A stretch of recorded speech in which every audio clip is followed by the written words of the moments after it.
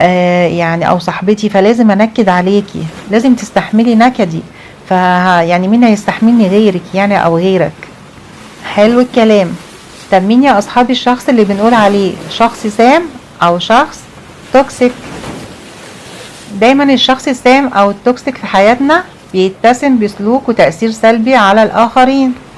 دايما الشخص التوكسيك او الشخص السام بيعيش في بيئة محيطة بالاشخاص السامة، ودايما سلوكه ويعني وتفكيره بيبقى سام، والاجواء بتاعته كلها بتبقى توتر وصراع في العلاقات الشخصية والمهنية. دايما يرمي سمه على الاخرين. ودايما يا اصحاب الشخص السام بيكون متلاعب عاطفيا، وكمان بيحب يتحكم في الاخرين ويستغلهم لمصلحته. كمان يا جماعة الاصدقاء السامين في حياتنا، يعني في صديق كده او صديقة لازم كل